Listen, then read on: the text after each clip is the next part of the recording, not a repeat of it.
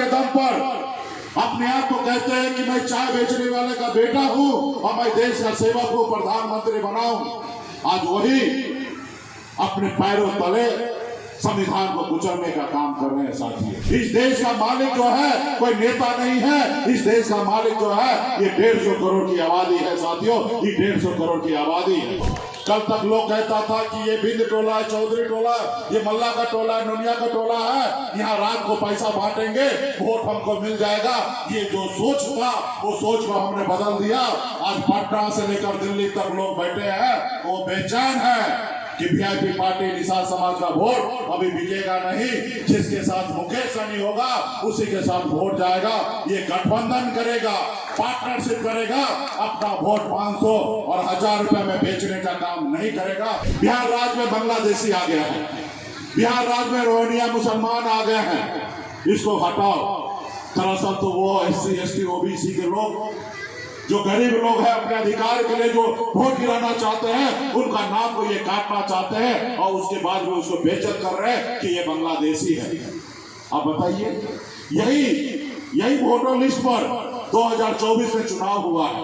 वो आपके वोट में वो ताकत है जो हिंदुस्तान के सबसे अमीर व्यक्ति, चाहे वो मुकेश अंबानी का क्यों न ताकत हो, और एक गरीब मजदूर का बेटा का भी वोट में उतना ही ताकत है जो हिंदुस्तान के सबसे अमीर व्यक्ति के पास वोट का ताकत है। यही आपके पास बराबरी है। लेकिन जब उनको याद दिलाया गया कि हे प्रभु आपके पास अपरंपार शक्ति है, आप 7 समुद्र पार जाकर रावण को लंका जला सकते हैं, वही हनुमान जी के पास जब शक्ति का एहसास हुआ तो रावण का लंका जलाने का काम किया साथियों।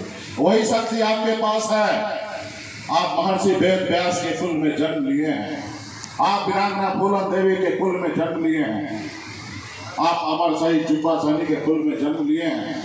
आपके पास भी वही क्षमता है जैसे हमारे अमर शहीद जुब्बा सहनी ने अंग्रेज को मार के भगाया और देश को आजादी दिलाई। वही क्षमता, वही ताकत शक्ति आपके पास है। वही माता वीरांगना फूलन देवी के कुल में आपने जन्म लिया, दुनिया को बताया कि महिला से चूड़ी नहीं पहनती है, महिला के साथ अगर अन्याय करोगे, अत्याचार करोगे तो वो अपना बदला स्वयं लेना जानती है और लाइन में खड़ा करके दुश्मन को लाइन से खड़ा करके उनको अंजाम तक पहुंचाने का काम किया है। इसलिए साथियों, आपका इतिहास बहुत सुनहरा है, लेकिन अपने आप को आप भूल चुके थे कि आपकी अपनी पहचान क्या है। आपको याद दिलाएगा कि आपकी अपनी पहचान क्या है।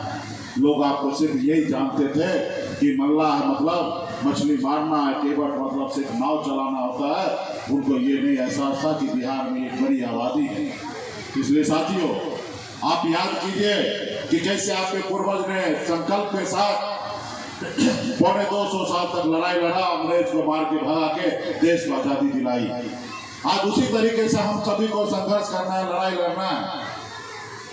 बाबा साहब भीमराव अम्बेडकर ने आजादी के बाद संविधान बना के आपको दिया, देश में लोकतंत्र आया और संविधान में आपके पास ताकत मिला। क्या? आपको वोट गिराने का ताकत मिला। पहले 534 राजा हुआ करता था, रानी के कोख से बच्चा जन्म लेता था, वही राजा बनता था। लेकिन बाबा साहब ने कहा नहीं, अब राजा के घर में बच्चा जन्म लेगा वो राजा नहीं बनेगा। अब इस देश के प्रधानमंत्री हो या राज्य का मुख्यमंत्री हो, इस देश के गरीब मजदूर का बेटा बनेगा। वो पैसे के दम पर नहीं, अपने वोट के दम पर बनेगा साथियों, अपने वोट के दम पर बनेगा। आज आपके पास एक बहुत बड़ा ताकत पूंजी है। वो क्या है? वो आपके पास वोट का ताकत है साथियों।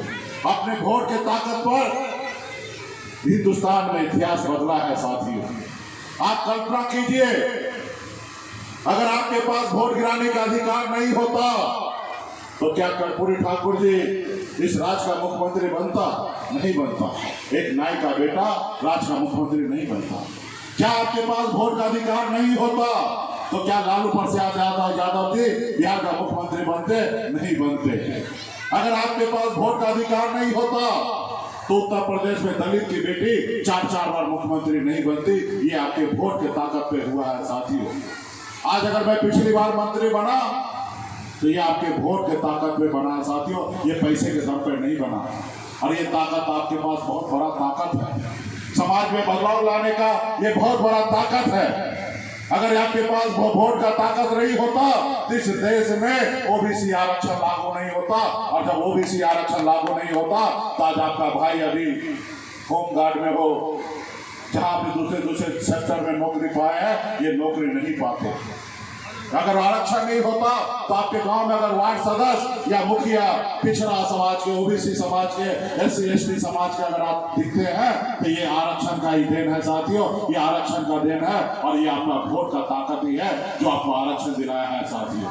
आज भी अगर आप अपने वोट को ताकत को सही से रखिएगा तो दिन दूर नहीं है कि बिहार में निषाद समाज को भी आरक्षण मिलेगा, जैसे बंगाल में मिल रहा है, जैसे दिल्ली में मिल रहा है, वैसे बिहार में भी मिलेगा।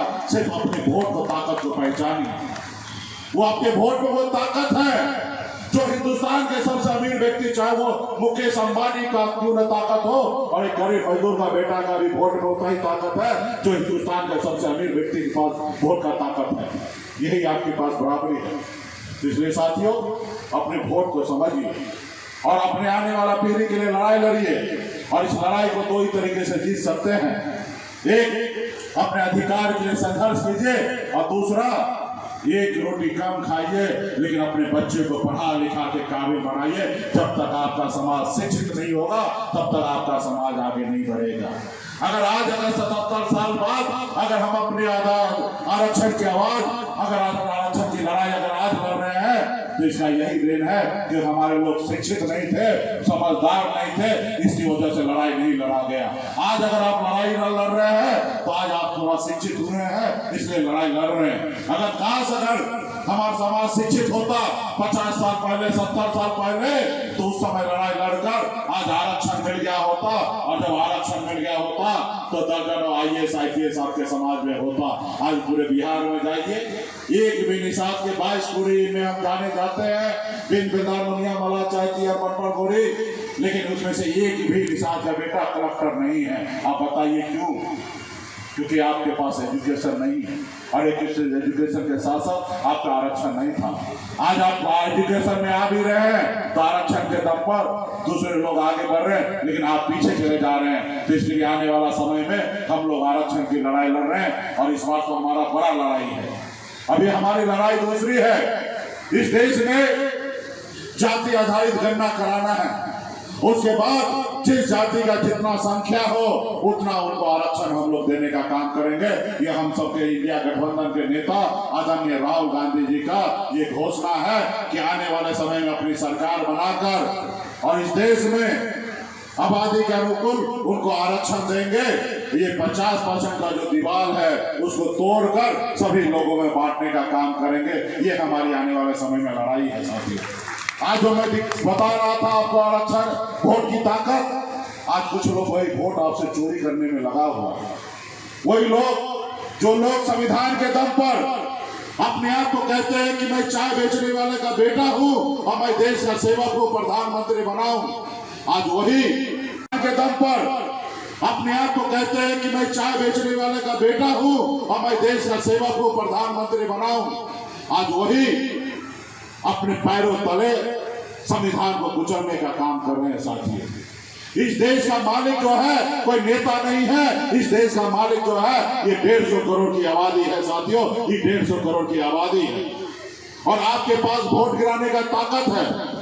आप राज्य का मुख्यमंत्री हो या देश का प्रधानमंत्री चुनने का अधिकार आपके पास है, और जब आप चुनने का अधिकार आपके पास है, जब इस समय आपको चुनने का है कि इस राज्य का मुखिया काम हमारे लिए अच्छा किए या बुरा किए, इसको रखना है या बदलना है, ऐसे समय जब आपके पास आया है, मात्र 2 महीना बचा है, और ऐसे समय में मोदी जी चुनाव आयोग को आगे करके कहते हैं कि पता करो कि इस बिहार में आप वोटर हो कि ना हो। पहले अभी आपको साबित करना है कि इस देश के नागरिक हो कि नहीं हो। और कल मैं रविशंकर जी का स्टेटमेंट देख रहा था, देश के बड़े नेता रहे हैं, कानून मंत्री रहे, बड़े विद्वान रहे हैं, और मैं उनके मुंह से सुना, मेरे को बहुत विचलित हुआ। वो कह रहे हैं कि देश में बिहार राज्य में बांग्लादेशी आ गया है, बिहार राज्य में रोहिंग्या मुसलमान आ गए हैं, इसको हटाओ। दरअसल तो वो SC ST OBC के लोग जो गरीब लोग हैं, अपने अधिकार के लिए जो वोट गिराना चाहते हैं, उनका नाम को ये काटना चाहते हैं, और उसके बाद भी उसको बेइज्जत कर रहे हैं कि ये बांग्लादेशी है। आप बताइए, यही वोटर लिस्ट पर 2024 में चुनाव हुआ है और 24 में 40 लोकसभा में 30 लोकसभा सीट मोदी जी जीते हैं और यही 30 सांसद के दम पर दिल्ली में मोदी जी प्रधानमंत्री बने हैं। अगर वो वोटर अगर गलत था तो मोदी जी सबसे पहले अपने जितने भी सांसद हैं उसको इस्तीफा दिलवाइए, उसका सदस्यता समाप्त करवाइए और अपने आप को भी रिजाइन दीजिए कि आप योग्य नहीं हैं। और दूसरी बात, देश के 11 साल से प्रधानमंत्री हैं, राज्य में भी 20 साल से नीतीश जी के नेतृत्व में डबल इंजन की सरकार है एनडीए का। आप लोगों को तो चुल्लू भर पानी में डूब मरना चाहिए कि बांग्लादेशी आ कैसे गया हिंदुस्तान में, वो भी बिहार में। ये वोटर कैसे बन गया, पहले अपने गिरेबान में झांकिए कि बांग्लादेशी हिंदुस्तान में आ कैसे गया, और आ गया तो बिहार का वोटर कैसे बन गया। अगर वो वोटर बन गया तो 2024 में जो चुनाव हुआ वो सही नहीं है, और जब सही नहीं है तो जितने भी सांसद हैं उसका इस्तीफा दिलवाइए, उसका सदस्यता समाप्त कीजिए, तब हम समझेंगे कि मोदी जी आप गरीब के बारे में सोचते हैं। आप तो यहाँ वोट चोरी करने के लिए सोच रहे हैं। आज मुकेश सहनी अपने अधिकार की बात कर रहा है, अपने हक अधिकार की बात करता है, और आप क्या करते हैं? मुकेश सहनी की आवाज को दबाने के लिए आप हमारे विधायक को खरीद लिया, हमको हमारी आवाज को दबाने के लिए आपने हमको अपनी सरकार से बाहर कर दिया, जो सरकार हमने बनाया था। अगर बिहार में निषाद समाज अगर समर्थन नहीं देता तो 2020 में नीतीश कुमार जी बिहार का मुख्यमंत्री नहीं बनते। आज हमारे सहयोग से सरकार बना, हमारे सहयोग से आप 74 को विधायक बनाए, और सिर्फ मल्ला का बेटा 4 विधायक क्या बना लिया। आपको पेट में इतना दर्द हो रहा था कि आप हमारे विधायक को आपने खरीद लिया। आप सोचते हैं मुकेश सहनी को रोक लेंगे, मुकेश सहनी रुकने वाला नहीं है। हमें एहसास हो चुका है, जैसे हनुमान जी का एहसास हो गया कि 7 समुद्र जाकर लंका जला दिए, वही एहसास हमको और पूरे बिहार के निषाद समाज का एहसास हो गया कि अपने वोट के दम पर बिहार ही नहीं दिल्ली में भी सरकार बनाएंगे और किसी के पीछे भागेंगे नहीं। अब सरकार बनाकर स्वयं डिसीजन लेंगे कि निषाद समाज संविधान को दायरे में रहेगा, संविधान को मानते हुए अपने लोगों को देश में आरक्षण दिलाने का काम आने वाला समय में करेंगे। हम ऐसे संकल्प ले चुके हैं साथियों।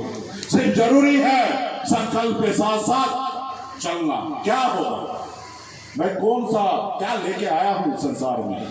गरीब मछुआरा परिवार में जन्म लिया, बचपन अभाव में जिंदगी बिताया, 18 साल की उम्र में जिस उम्र में माँ बाप भाई बहन के साथ रहना होता था, उस उम्र में गांव छोड़कर परिवार को छोड़कर मुंबई जैसे शहर जाके मेहनत मजदूरी करके मुंबई जैसे शहर में मुकाम हासिल किया, वहां पे जाके झंडा गाड़ दिया। और ये तो बिहार हमारा अपना है, और जब मैं बिहार अपने हक अधिकार के लिए लड़ाई लड़ने के लिए आया तो निश्चित तौर पर अपनी जिंदगी में मैंने कभी हार नहीं माना है, और यहाँ पे भी हम जीतेंगे। बिहार में आपने एक से एक नेता को देखा होगा, एक से एक नेता के बारे में सुना होगा, सब हमारे आदरणीय है, पूजनीय है। लेकिन आजादी के 77 साल में बिहार में अगर कम समय में अगर कोई पॉपुलर नेता हुआ है तो वो है सन ऑफ मल्ला मुकेश सहनी, जो कम समय में बिहार के राजनीति में पीछे का कुर्सी नहीं आगे का कुर्सी पर बैठता हूँ। ये ताकत हमने बनाया है। और समाज को कल तक लोग कहता था कि ये बिंद टोला है, चौधरी टोला, ये मल्ला का टोला है, नुनिया का टोला है, यहाँ रात को पैसा बांटेंगे, वोट हमको मिल जाएगा। ये जो सोच था वो सोच को हमने बदल दिया। आज पटना से लेकर दिल्ली तक लोग बैठे हैं, वो बेचैन है कि वीआईपी पार्टी निषाद समाज का वोट अभी बिकेगा नहीं। जिसके साथ मुकेश सहनी होगा उसी के साथ वोट जाएगा। ये गठबंधन करेगा, पार्टनरशिप करेगा, अपना वोट 500 और 1000 रुपए में बेचने का काम नहीं करेगा। ये हमने अपनी पहचान हमने बनाया साथियों, और इस पहचान को बरकरार रखना है और आने वाला समय में संघर्ष करेंगे। आपके पूर्वज भी 250 साल संघर्ष किया, आज तो सिर्फ 11 सालों से आप लोग हमारे साथ संघर्ष कर रहे हैं, और 11 सालों में हम लोग बहुत हद तक आगे आ चुके हैं। इसी बार 2024 में ही देश में हमारी सरकार बन जाता। अगर नीतीश कुमार जी इधर से उधर नहीं होते तो हमारी सरकार बन जाता। खैर कोई बात नहीं, आने वाला समय में बनाएंगे, और हम लोग आने वाला समय में बिहार में भी सरकार बनाएंगे, और गरीब पिछड़ा का जो हक अधिकार है वो हम लोग देने का काम करेंगे। क्योंकि हम लोग बाबा साहब भीमराव अम्बेडकर को मानने वाले लोग हैं, हम कर्पूरी ठाकुर जी को मानने वाले लोग हैं, हम लालू प्रसाद योगी जी जिंदाबाद करते तो आज भी मैं बड़ा से बड़ा नेता रहता, मैं अपनी पार्टी को उससे विलय कर लेता तो आज मैं देश में बड़े साल की भांति इस वर्ष भी हर्षोल्लास के साथ निशाक कमेटी द्वारा ये वेद व्यास जयंती मनाया जा रहा है साथियों। ऐसे ऐसे कार्यक्रम होनी चाहिए साथियों, इसलिए कि आने वाला पीढ़ी है, आने वाला नौजवान है, उनको सीख मिलेगा कि हमारे वेद व्यास कौन थे, क्या किए थे, इन्होंने कैसे संघर्ष करके और इतना ऊंचाई पर चढ़ने के काम किए हैं। मेरे साथियों वेद व्यास जी एक गरीब घर में पैदा लेकर, इनका पिता के नाम पराशर मुनि और माता सतवती के गर्भ से पैदा लेकर, कोख से पैदा लेकर इन्होंने संघर्ष कर और 4 वेद की रचना करने के काम किए हैं। उसी वेद से पूरे महाभारत और दुनिया चल रहा है साथियों। ऐसे ऐसे महान पुरुषों को मैं सैल्यूट करता हूं साथियों। वो स्वामी तुलसीदास ने लिखे हैं कि जब जब होई धर्म की हानि, बढ़े असुर महाभिमानी, तब तब प्रभु धरी मनुष्य शरीरा, हर ही कृपा निधि सजन पीरा। जब जब इस पृथ्वी पर अत्याचार हुआ है, जब जब अन्याय हुआ है, तब तब ऐसे महापुरुषों को अवतार हुआ है साथियों, जब जब अवतार हुआ है साथियों। इसलिए ये वेद व्यास जयंती प्रत्येक जात समाज के लोगों को मनाने के जरूरी है। जिसमें गुण हो जाता है उसका कोई जाति नहीं होता है, प्रत्येक जात लोग के पूजनीय हो जाते हैं मेरे साथियों। और साथियों पूजा के साथ साथ मैं कहना चाहता हूँ आज यहाँ के माताओं और बहनों से कि बाल बच्चे को शिक्षित बनाने के काम कीजिएगा, इसलिए कि वेद व्यास जी ने गरीब घर में पैदा लेकर शिक्षा के बदौलत देश रत्न कहाने के काम किए हैं और गरीब घर में ज्ञानी पैदा लिए हैं। जैसे उदाहरण देता हूँ, वेद व्यास जी, भीमराव अम्बेडकर जी और जितने भी हुए हैं गरीब घर में पैदा लिए हैं। गरीब घर में पैदा लेकर मायूस नहीं बनिए। शिक्षा ही आपका वो हथियार है जो आपको गरीबी का दूर करेगा। बाबा साहब ने भी कहे थे शिक्षा वो सरनी का दूध है जो देखते पिएगा गुरनाएगा। मेरे साथियों आधा रोटी खाकर, आधा कपड़ा पहनकर बाल बच्चे को शिक्षित बनाने के काम कीजिएगा। तो झांसी के रानी कहलाई, कमल के फूल पर बैठी तो लक्ष्मी कहलाई, त्रिशूल उठाई तो दुर्गा कहलाई। बेटी भी हमारा किसी से कम नहीं है, इसलिए से कि जिस प्रकार से बेटा को तरजीह उस प्रकार से बेटी के जरूरी है साथियों। गया एक फकीर आया और उसी रास्ता से जा रहा था। जब फकीर देखा तो एक चील का बच्चा बकरी के झुंड में, मुर्गी के झुंड में पड़ा हुआ था। फकीर ने आया और फकीर कहा कि अरे तुम चील हो, तुम्हारे पास में बहुत ताकत है। आपको मालूम होगा हमारे बाल गोविंद माननीय प्रदेश अध्यक्ष ने बहुत ताकत लगा के बोला, इन्होंने हमें जगाने का काम किया है। उस फकीर ने कहा यार तुम चील के बच्चे हो, तुम्हारे अंदर बहुत ताकत है, तुम्हारे अंदर बड़ी एनर्जी है और तुम यहाँ मुर्गी के झुंड में पड़े हुए हो। चील ने कहा नहीं साहब मुझे छोड़ दीजिए, मेरा जीवन बड़ा अच्छा बीत रहा है, मैं यही खुश हूँ। जैसे मुर्गी दाना चुंग रहा था वैसे चील का बच्चा भी दाना चुंग रहा था।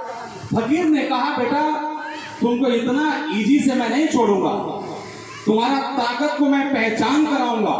उसने कहा नहीं साहब मैं आपके पैर पर पड़ता हूँ, मैं आपके गोड़ पर पड़ता हूँ, आप मुझे छोड़ दीजिए, मैं यही खुश हूँ, इसी में मेरा जिंदगी ठीक है। फकीर फिर कहा कि नहीं मैं तुझे नहीं छोड़ूंगा। फकीर ने चील के बच्चा को उठाया और पहाड़ पर चला गया। 2 बार फकीर ने चील को कहा कि बेटा 2 बात मैं तुझे कहना चाहता हूं और गौर से उसको सुनना। अगर तुमको मैं अब पहाड़ पे आ गया हूं और इस चोटी से मैं तुमको फेंकूंगा, अगर तुम अपना पंख पसारोगे तो आसमान को छुओगे, यदि जमीन पर गिरोगे तो मर जाओगे। तुम्हें तय करना है कि तुम्हें जीना है कि तुम्हें मरना है। चील का बच्चा को फकीर ने चोटी से फेंक दिया। चील का बच्चा गिर रहा था। जब मरने वाला था, कुछ दूर ऊपर था, मरने से पहले उसने कहा कि फकीर यार 2 बात मुझे कहा था कि यदि तुम जमीन पर गिर जाओगे तुम मर जाओगे यदि आप तुम्हारे पास ये जो पंख है इसको पसारोगे तो आसमान को छोड़ोगे। अब तो मैं मर ही जाऊंगा। फकीर का जो एक वादा है उसको मैं याद करके अपने चलो पंख को मैं पसारता हूँ। चील ने जब अपने पंख को पसारा, जब उसने अपने पंख को पसारा तो उसने आसमान, ये जो बादल दिखाई दे रहा है ना, ये बादल से भी और ऊपर चला गया और चील को पता चला कि हमारे अंदर कितना ताकत है, हमारे अंदर कितना ताकत है। मेरे मित्रों, ये भी फकीर मैं देखता हूं, आप लोग भी देखते हैं सोशल मीडिया में बहुत सारे लोग सवाल उठाते हैं। मुकेश सहनी ये हैं, मनोज राम ये हैं, डब्लू जी ये हैं, माननीय प्रमुख साहब ये हैं। बहुत सारे सवाल हम लोग के लिए उठाया जाता है, लेकिन जिस प्रकार से बहुत सारे गाली को खा करके, बहुत सारा आरोप को खा करके और आदरणीय माननीय मुकेश सहनी जी ने जिस कर्मा को उठाया, जिस झंडा को उठाया, वो उस चील से कम नहीं है। आपको जगाने का काम किया और अब आप नहीं जगेंगे तो आप बहुत पीछे चल जाएंगे। मेरे भाई बोल रहे थे कि माननीय सांसद महोदय और माननीय विधायक महोदय सुन लीजिए, अगर आप हमें वोट नहीं देंगे तो आप लिख लीजिए, आप यदि आरक्षण का आवाज सदन में नहीं उठाएंगे तो हम लोग आपको वोट नहीं देंगे। मैं दावे के साथ कहना चाहता हूं और भाई संचालक महोदय को मैं बहुत बहुत धन्यवाद देना चाहता हूं कि इतनी ताकत अगर किसी ने दिया, मंच से एक सांसद और एक विधायक को चुनौती देने का काम किया तो आपका वही फकीर किया और आपका बीच में है। अगर अब भी आप नहीं जगे तो आप बहुत पीछे चले जाइएगा। अब तो आपके पास में नाव भी है, मैं भी आपका सहयोगी था, मैं भी आपके साथ में था, आज भी मैं आपके साथ में हूं। बहुत सारे लोगों ने कहा उधर काहे चले गया मनोज जी, तुम्हारा नाव डूब जाएगा। तो मैंने कहा, जब सर के साथ में था तो मैंने कहा कि जिसने प्रभु श्री राम को इस पार से उस पार कर दिया तो मनोज राम को भी इस पार से उस पार कर देगा, और कर दिया। मैं धन्यवाद देना चाहता हूँ निषाद समाज का, मैं धन्यवाद देना चाहता हूँ बिंद समाज का, मैं धन्यवाद देना चाहता हूँ नुनिया समाज का, आपके जितने भी कुलीन समाज हैं मैं सभी को धन्यवाद देना चाहता हूँ। एक साथ फटा हुआ कपड़ा पहन करके आदरणीय चंद्रदेव बिंद इस मंच पर हैं, फटा हुआ कुर्ता पहन करके एक गरीब बाप के बेटा का प्रचार किया। एक तरफ बड़े बड़े माफिया थे और एक तरफ गरीबों का टोली था। बिंद, नुनिया, मलाह, चमार दोनों सरका था और हम लोगों ने उनको प्रश्न किया, हमने रोक दिया। और यही नहीं रोका, हमने बक्सर में रोका, हमने आरा में रोका, हमने सासाराम में रोका, औरंगाबाद में रोका, जहानाबाद में रोका, हमने पाटलिपुत्रा पूरा एरिया जो शाहबाद का कहा जाता है उसमें हमने रोका। और आदरणीय हमारे महागठबंधन के नेता इस मंच पर उपस्थित हैं, माननीय मुकेश सहनी जी, हम वादा करते हैं कि 2025 में भी हम इन्हें रोकेंगे और सीटों पर रोकेंगे और आने वाला दिन का जो अब हमारे भविष्य हैं इसको हम लोग उज्जवल करेंगे, उज्जवल बनाएंगे। मेरे मित्रों, आपने जो मेरे भाई ने कहा कि आप जरूर उठाइएगा, अगर आप सवाल नहीं उठाइए सदन में तो हम वोट नहीं देंगे। मेरे मित्रों, सदन में हम लोग क्या सवाल उठाएं? जब सुनने वाला ही बहरा हो गया, जब सुनने वाला ही कान में टेपी लगा लिया तो सदन में भी चिल्ला के क्या करोगे? मैं सही बोल रहा हूं, गलत बोल रहा हूं? एक आवाज उठती थी कि चमार पैसों पर बिक जाते हैं, निषाद पैसों पर बिक जाते हैं, इनका वोट हम पैसों से खरीद लेंगे। एक आवाज उठता था कि नुनिया, बिंद, मलाह, चमार दो मूसर जितने हैं इनका वोट पैसों से खरीद लिया जाएगा। अब ये बिकना छोड़ दिए तो अब हमारा वोट ही उल्टा सीधा करना इस पर कर दिया, कभी एक नहीं कर दिया। मैं दावे के साथ कहता हूं कि अब चमार को तुम नहीं खरीद सकते हो क्योंकि अब हम भी शिक्षित हो गए। अब निषाद को तुम नहीं खरीद सकते हो क्योंकि अपना अधिकार हम जान गए हैं। और ऐसे ऐसे नेता जब हमारे बीच में हैं तो हम और आगे बढ़ेंगे, खूब आगे बढ़ेंगे। साथ देता है तो उसका माँ बाप देता है। अगर उसको थोड़ा सा उम्र बढ़ जाता है तो उसका अगर कोई गुरु होता है तो उसका शिक्षक होता है। अगर वो स्कूल जाता है तो उसका प्रथम गुरु कोई होता है तो शिक्षक होता है। और अगर हम लोग ऐसे लोगों को अगर गुरु कोई देखिएगा तो हम लोग अगर राजनीति करते हैं तो हम लोगों के दल के जो नेता होते हैं उसको हम लोग अपना गुरु मानते हैं, उनके पथ चिन्हों पे चलने का हम लोग प्रयास करते हैं। और आज तो सौभाग्य है आप लोगों के बीच में, खास करके बारूद की इस धरती पे निषादों के बीच में, कि आपके गुरु आपके बीच में आए हैं। मुकेश साहनी जी आपके बीच में आए हैं।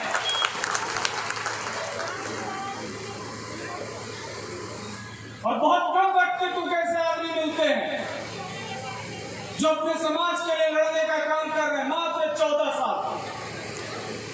14 साल में आपकी पहचान को एक वजूद देने का काम इस व्यक्ति ने किया है। अगर आज हम लोग कहीं भी जाते हैं, अगर इंडिया गठबंधन की बात आती है तो सबसे प्रमुखता के साथ में अगर तेजस्वी जी के साथ में अगर कोई खड़ा व्यक्ति मिलता है, एक भाई के रूप में खड़ा मिलता है, तो वो मुकेश साहनी मिलता है, दूसरा कोई नहीं मिलता। और कल तो हम लोग देख रहे थे, कि हम लोग तो यहीं बंदी करा रहे थे, हम लोग औरंगाबाद में थे, बारूद में थे, नवीनगर में थे, लेकिन कल पटना के सड़कों पे दिख रहा था जो महागठबंधन के सभी नेता हैं, राहुल गांधी हो, तेजस्वी जी हो, मुकेश साहनी जी हो, ये लोग सब, दीपांकर भट्टाचार्य जी हो, सभी लोग एक साथ चुनाव आयोग तक को हिला देने का काम कर दिया। ये बहुत बड़ी बात है। मैं इस बात को इसलिए आपके बीच में बोल रहा हूं क्योंकि चुनाव आयोग एक ऑटोनोमस बॉडी कहलाती है, जिसमें हम लोगों को यकीन रहता है कि फ्री एंड फेयर पोल कराएगी चुनाव आयोग, लेकिन जिसको रखवाली का ही जिम्मा है वही चोरी को उतारू हो गया। हम लोग तो ये देख रहे हैं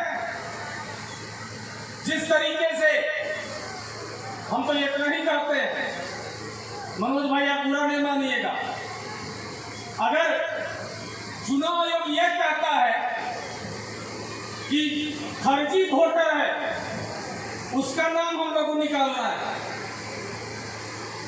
तो भाई अभी कुछ दिन पहले यही वोटर लिस्ट के बाद लोकसभा का चुनाव हुआ है, तो भाई सबको इस्तीफा दे दीजिए। अगर यहाँ का वोटर फर्जी है तो प्रधानमंत्री भी फर्जी है।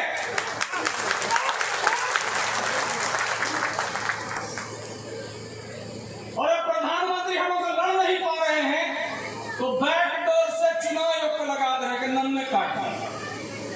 जिस तरीके से महाराष्ट्र के अंदर में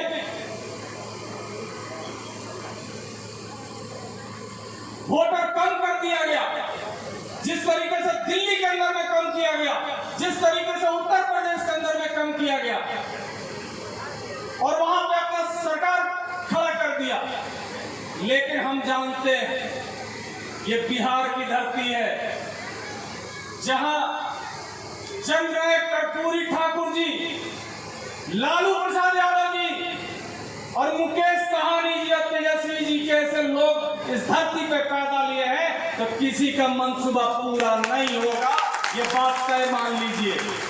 और हम लोग तो वो क्षेत्र के बच्चे हैं जो उड़ते चिड़िया को हल्दी लगा देते हैं।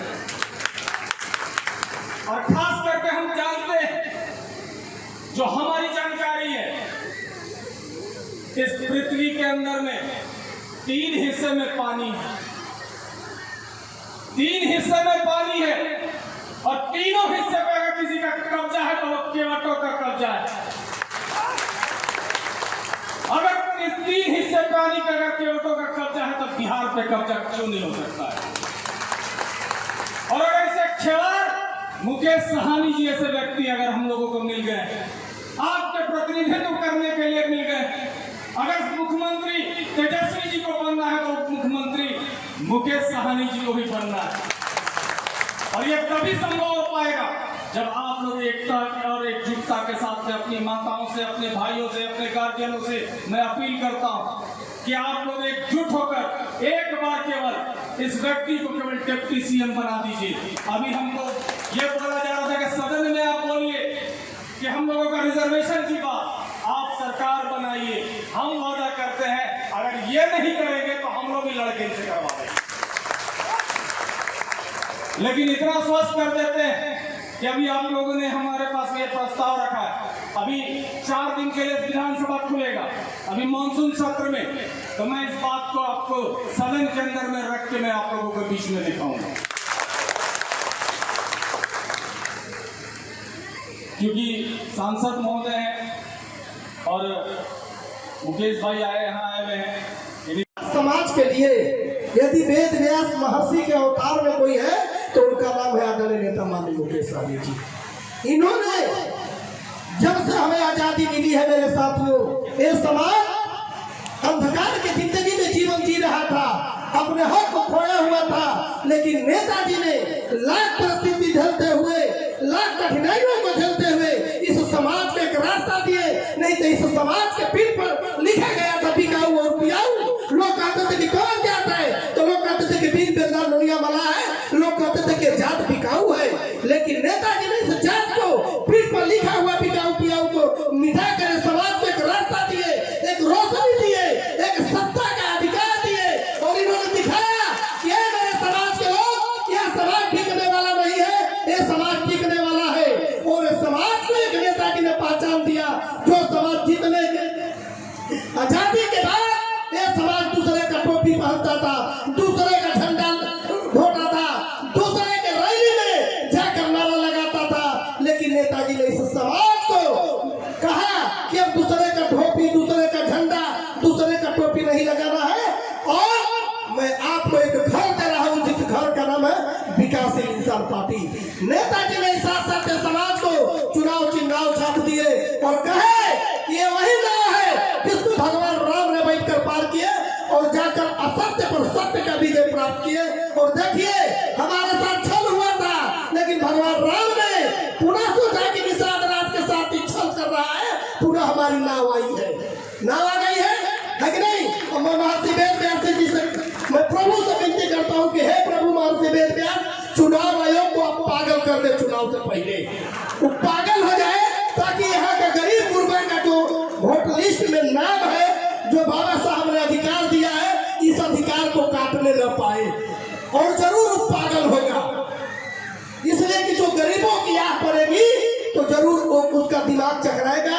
इसलिए मैं आप लोगों से आग्रह करता हूं कि जिस तरह से हमारे आदरणीय नेता माननीय मुकेश सहनी जी ने धैर्य देखे, मैं बार बार कहता हूं मेरे साथियों कि मैंने जीवन में यदि पढ़कर धैर्य पाया तो धृष्टराज की तरह मैंने देखा, मैंने बोलता हूं यदि धैर्य मैंने पढ़कर देखा तो धृष्टराज की तरह कोई किसी का एक बेटा, 2 बेटा मर जाते हैं, आदमी पागल हो जाता है, लेकिन उसके सामने उसका 100 गो बेटा मरे लेकिन खड़ा रहा।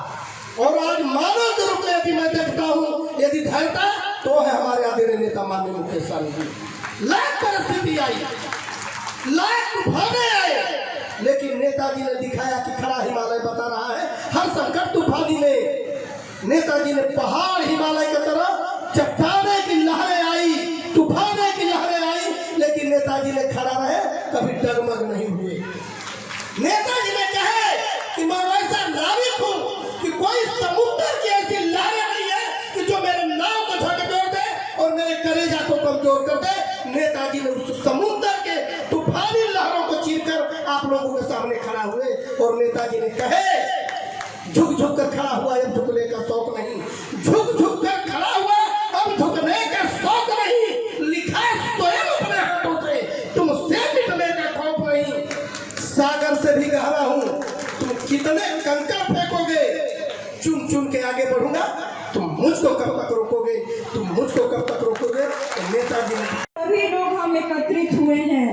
इंसान किसी भी रूप में जन्म ले ले, लेकिन जब तक गुरु के संस्कार में नहीं आता वो अपना जीवन खूबसूरत नहीं बना सकता।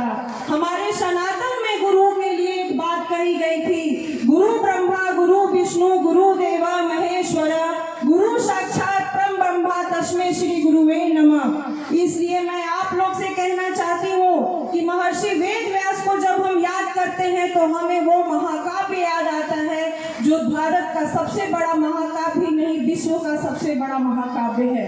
उन्होंने महाभारत में 2 व्यक्तियों को सामने दिखलाया था, एक शकुनी को दिखलाया था और एक कृष्ण को दिखलाया था। जो व्यक्ति रचनात्मक सोच के साथ वो समाज में जरूर सम्मानित होगा। और सतमी ने हमेशा नकारात्मक काम की और उस नकारात्मक काम का परिणाम क्या हुआ समाज के सामने है। इसलिए यहाँ आए तमाम लोगों से कहना चाहूंगी, माता पिता आपको ये शरीर जरूर दिया है, लेकिन बिना गुरु के संस्कार के आपका जीवन खूबसूरत नहीं हो सकता। अगर हमारे पास महाकाव्य का महाभारत है तो इस आजाद हिंदुस्तान को जो सबसे बड़ा देन दिया गया था बाबा साहब भीमराव अंबेडकर के द्वारा भारत का संविधान हिंदुस्तान के प्रत्येक वर्ग को एक डोर में बांधता है और समता मूलक समाज बनाता है। इसलिए आए तमाम लोगों से